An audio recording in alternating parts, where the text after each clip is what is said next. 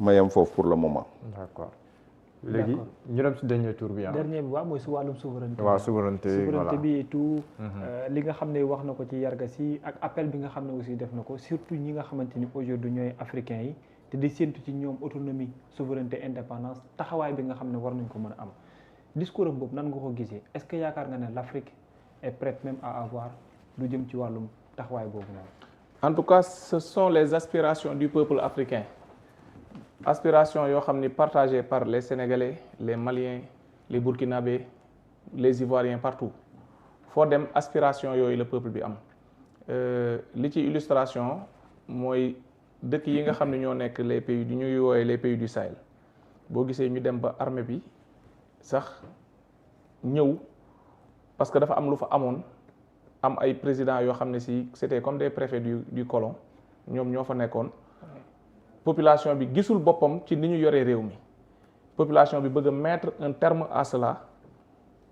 ñi jiite réew mi bañ ñu dem ba armée bi daal di ñëw nekk rangé wu aux côtés du peuple en quelque sorte donc souveraineté nag buñ ko dee wax comme ni ko Ousmane Sonko évoqué wee démb andi na ci ay phases yu bëri souveraineté am na si wàllu souveraineté économique wax na ci wàllu souveraineté culturelle. Souveraineté culturelle loolu boo xoolee sax ci dëkk yi ci jamono yi ñu mujj ak loi yi nga xam ni voté nañ ko yu demee noonu yépp biti réew dal ñu di dal suñu kaw li ko waral mooy souveraineté culturelle incarnée et assumée parce que dafa am lu Samuel Huntington di relater ci livre am mooy la modernisation et l'occidentalisation c'est-à-dire il faut que ñu def le départ entre ces deux-là on peut être moderne sans être la France il faut que ñu xam ñun ñi ñu nekk mën nañu moderne mën nañu nekk ay dëkk yu avancé développé sans ñu nekk Occident tout en gardant nos propres identités nos propres cultures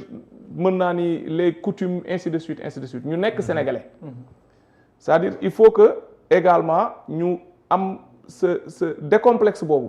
il faut que ñun ñëpp ñu incarner ko doyen mi ngi koy wax sànq Ousmane Sonko dafay bëri lu muy xel di andi baat boobu baatu décomplexé il faut que ñu nan lañ ko waxee sax se débarrasse de ça ñuy am complexe vis-à-vis du blanc surtout culturellement parce que boo xoolee loolu yépp nag li koy sous-tendre moom mooy la souveraineté politique gis nga la vision bi nga xam ne si moom la nos autorités politiques am di ko incarner moom mooy mujj wal ba ci yeneen yooyu yépp xam nga souveraineté économique munoo wax da ngaa bëgg moom sa ay ressources ci sa côté réew lépp loo xam ne mooy sa économie réew nga moomal ko sa bopp lépp li nga xam ne moom ngay yaakaar ci sa ay richesse mu doon loo xam ne yow yaa koy produire localement doo ko jëggaani ci biti réew loolu munul dem mukk fii ak amul loo xam ni mooy ay loi yoo xam ne dañ ko tëral moo tax Ousmane Sonko buy naan ñi ngi nekk ci chantier wu defaraat suñu ay code lu ci mel ni le code des mines code des douanes code des importations ainsi de suite il faut que code yooyu noonu yépp ñu defaraat ko ba mu méngoo ak li nga xam ni mooy tax suñu économie réew ñu mën a am suñu souveraineté bopp la question de la monnaie évoqué na ko ci ay yoon yu bëri souveraineté intellectuelle et souveraineté numérique xam nga souveraineté numérique ak le New Deal technologie c'est-à-dire on est à un stade embryonnaire pour mën ci wax carrément ne dañuy am souveraineté numérique mais loolu la ñuy aspirer te foofu la ñu bëgg a dem bu ñu xoolee ci biir phrase yi nga xam ne l'autre daf ko wax mu ne les réseaux sociaux grâce aux réseaux sociaux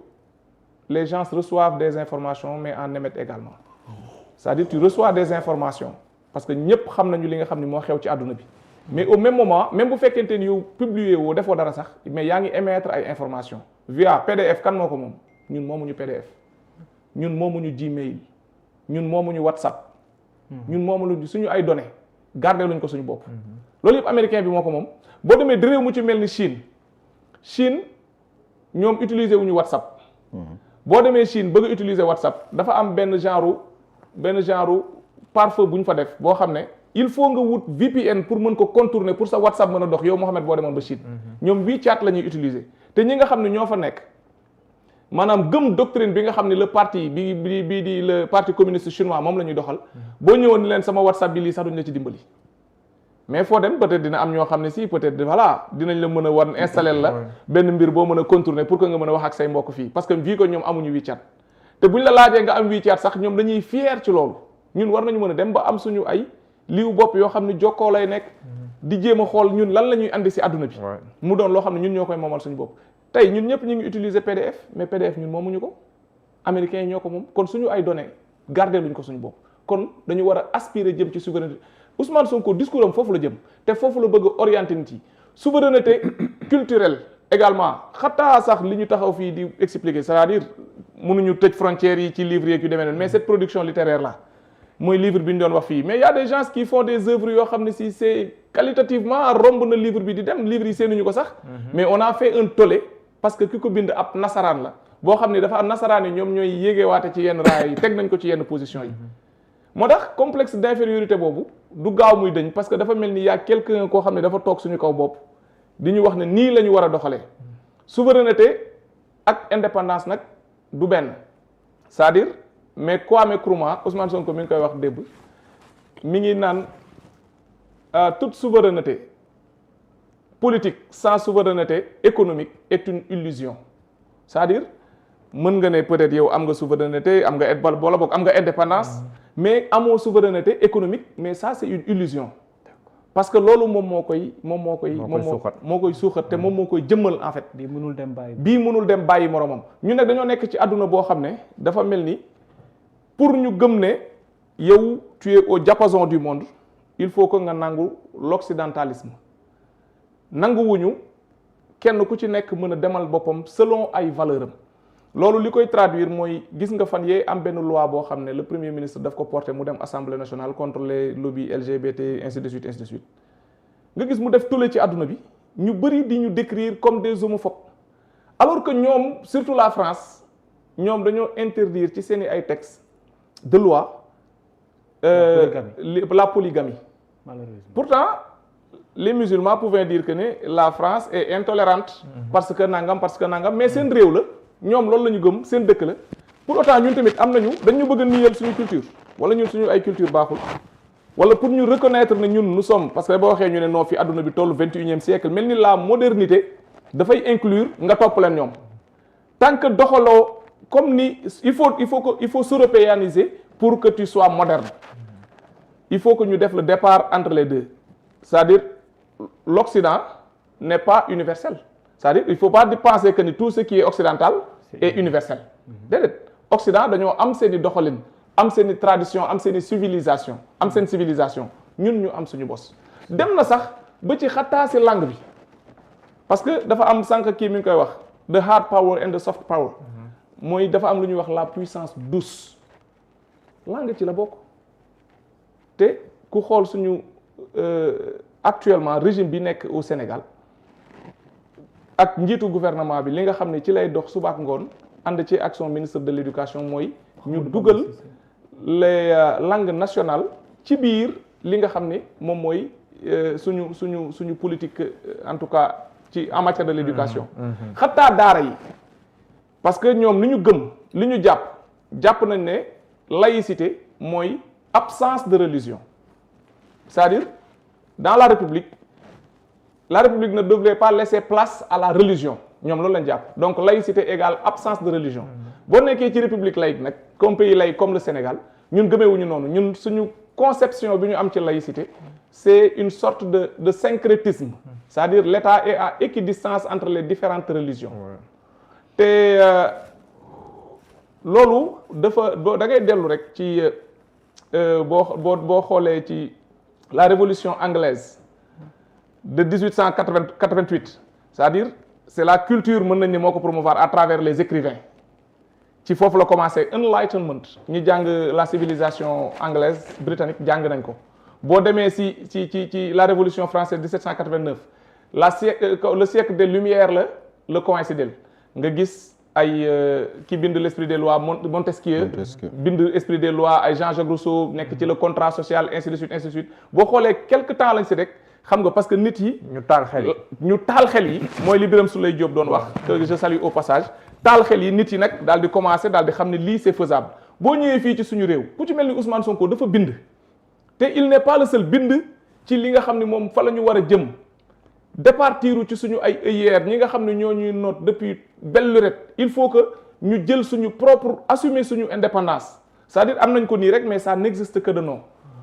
te loolu Ousmane Sonko wax imam yu bëri ñu ngi ko doon wax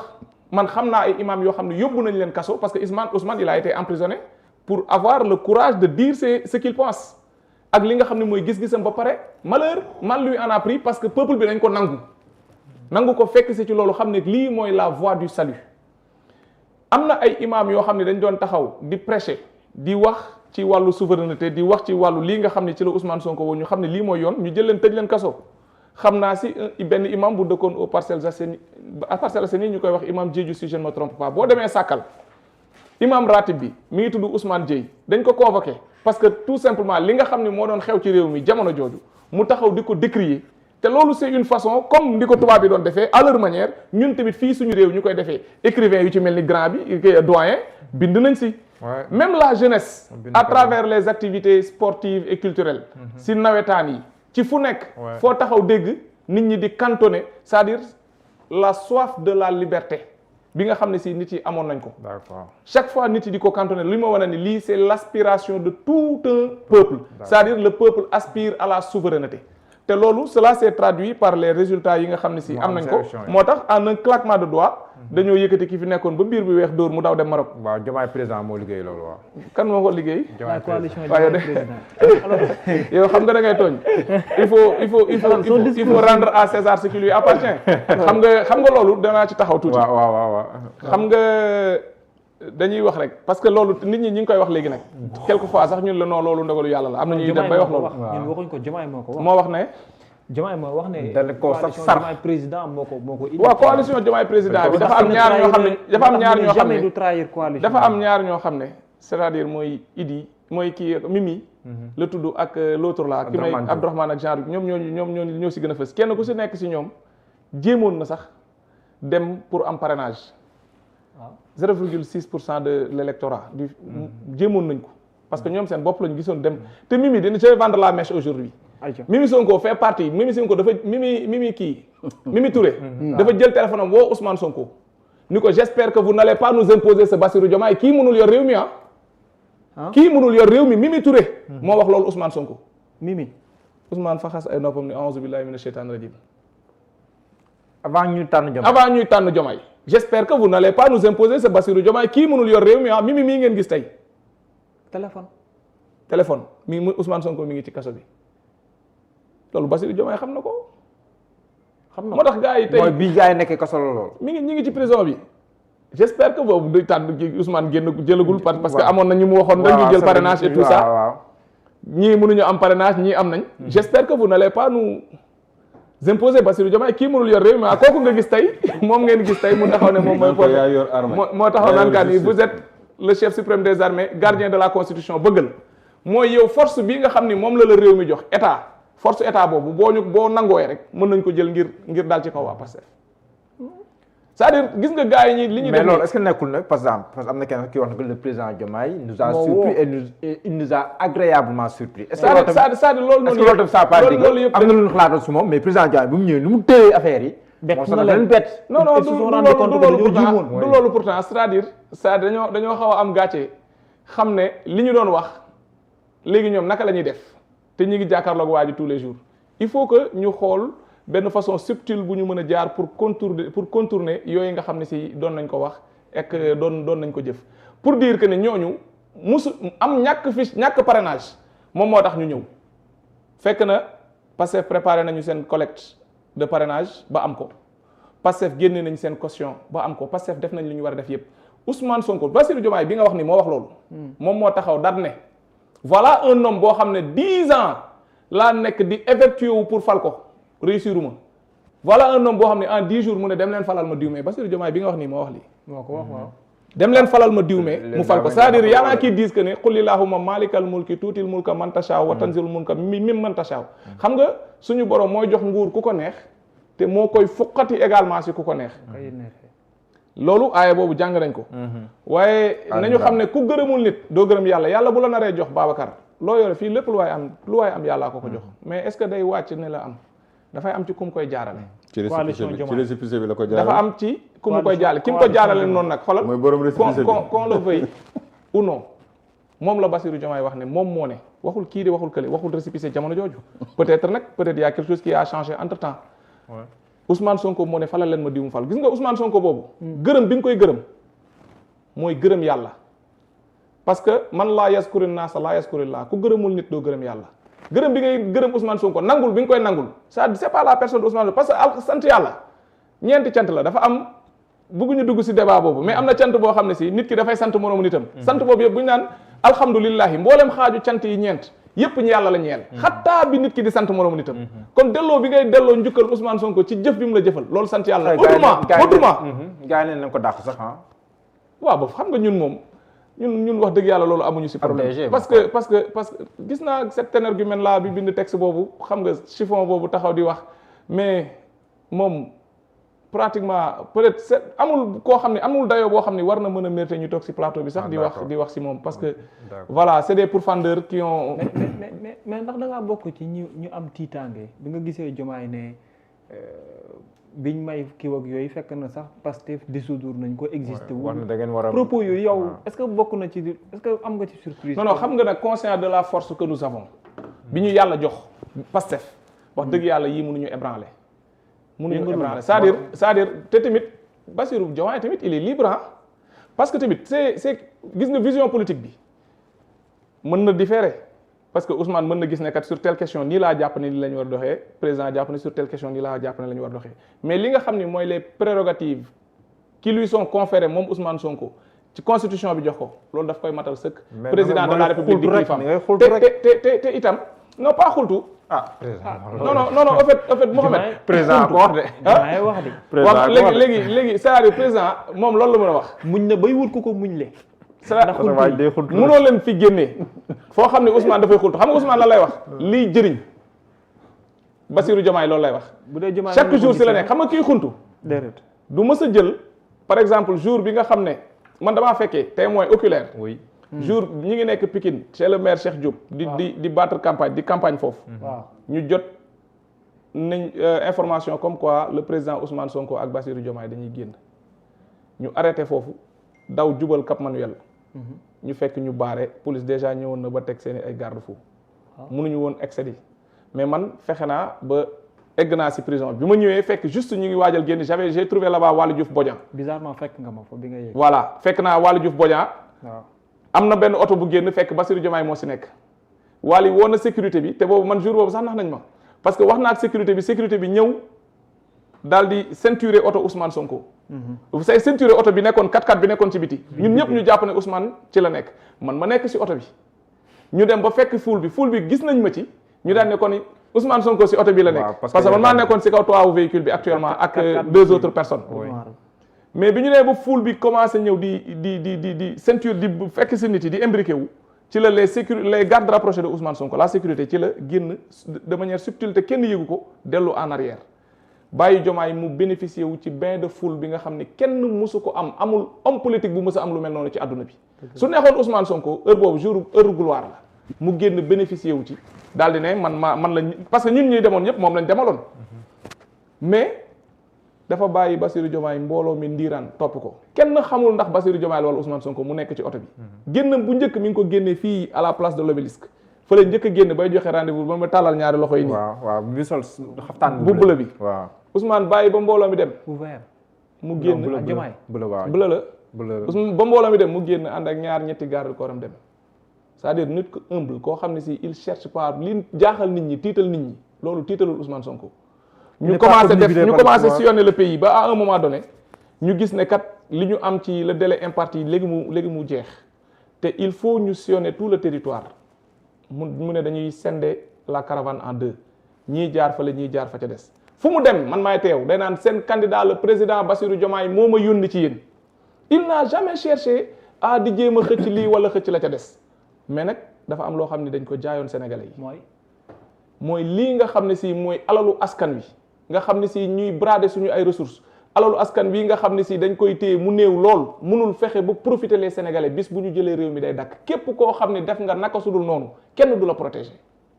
li nga xam ne mooy justice également dafa war a nekk loo xam ne sénégalais yépp ñoo ci yem amul kumba am ndey ak kumba amul ndey amul ni diw képp koo xam ne si da ngaa mës a def naka su dul noonu dañ la war a traduire devant la justice.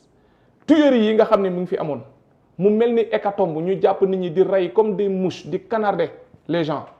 ba léegi jusqu'à présent est-ce que vous yéen mënoon ngeen xalaat ne dinañu jël réew mi yaakaaruma kenn ci plateau bi mënoon na xalaat ne dinañu jël réew mi ba léegi nii amul kenn ku ñu jàpp ci li nga xam ne xewoon na ci réew mi diggante 2021 ak 2024 ne me dites pas la loi d'amnistie parce que loi d'amnistie couvrirul ay yenn crimes yi nga xam ne si nii voilà le statut de Rome daf ko bannir jusqu'à présent amul kenn ku ñu si topp mais loolu dafa am leneen lu muy niru c'est-à-dire loolu ñun mënuñu ko woon xaar lu muy niru li muy niru mooy le président actuellement deful dara loo xam ne si ça milite en faveur de la poursuite de ces gens-là ñi nga xam ne ñoom ñooy les coupables amul ay enquêtes yu ñu tijji amul ay nangam jamono yële déggoon nga ñu naan voilà mais mujjul fenn jusqu'à présent ñi fi jàpp soi-disant pour ay malversation wala yu demee noonu këpp alalu askan bi kan lañ fi àtte amul kuñ fi àtte dañ lay jàpp ba benn instant ñu génne la nit ñi seen liberté dañ koy jël di ko foowee noonu dañuy jël jàpp nit rek parce que yow opposant woon nga wala bokkoon nga ci régime bi ñu jël la yóbbu ndungu sin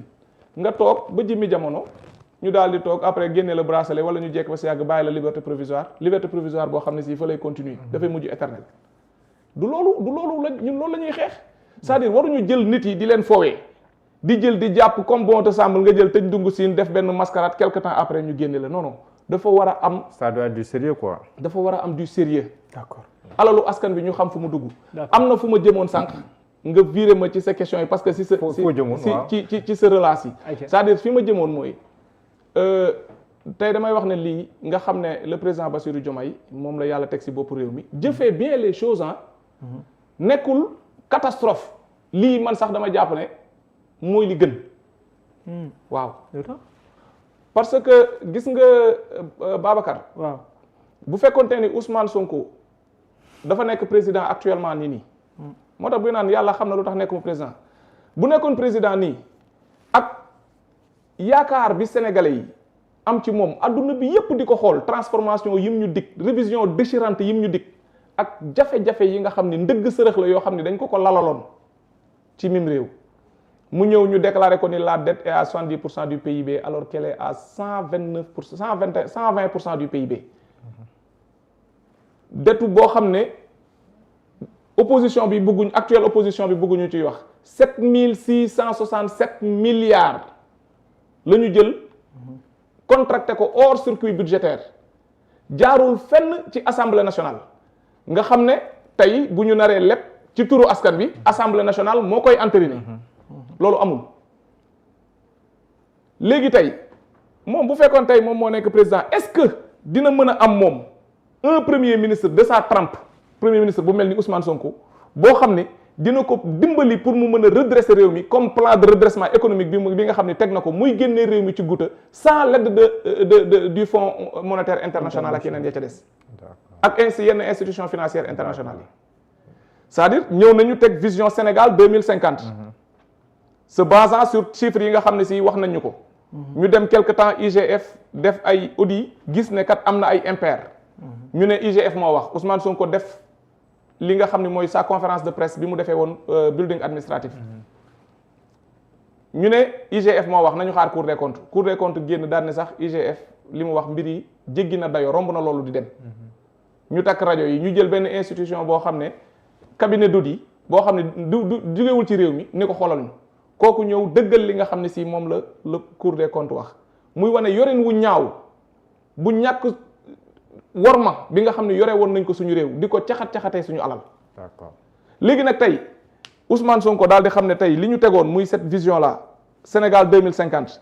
li ñu jàppoon comme ay chiffres il va falloir ñu jéem a xool un plan de redressement suñu deful lool rek économique suñu deful lool rek dinañu mujj subir li nga xam ne moom la ñu institution financière bi di banque FMI nar a proposé muy la restructuration. D'accord. mu def ko génnee ay yeneen niche fiscale yoo xam ne si permettre na ko ba muy mën a garder la tête hors de l'eau sénégalais yëpp di garder la tête hors de l'eau tey bu fi nekkul woon ma laisse-moi terminer s'il vous plaît. Est-ce que dinañu am koo xam ne si moom moo ñu defal loolu. D'accord. Par ailleurs Pastef le président du parti boo nekk si tu es élu président de la République da ngay démissionner ci parti bi est-ce que dinañu am ku mel ni Ousmane Sonko ku ñu mën a téyel suñu parti joyantel ñu ko ni mu war a mel. lii xew tey permettre nañu ñu mën a xam qui est qui est le vrai révolutionnaire et qui ne l'a pas été. kii ne la wala c'est ça ñi fi nekkoon ñi nga xam ne ñooy révolutionnaires yi dëgg-dëgg dinañ leen xam ñi nga xam ne si duñu révolutionnaire parce que léeg-léeg nit dina bëgg nekk révolutionnaire sax mais bu demee ba nekk au contact de la chose carrément dina gis ne affaire bi daal dafa mel ni moom ëpp doole mu flinch back un peu reculer daal di toog quoi xam ne moom mënul dem mooy ci leen mu dal leen boo leen falee seen président boo ma bàyyi rek ma allez-y je donne la parole à doyen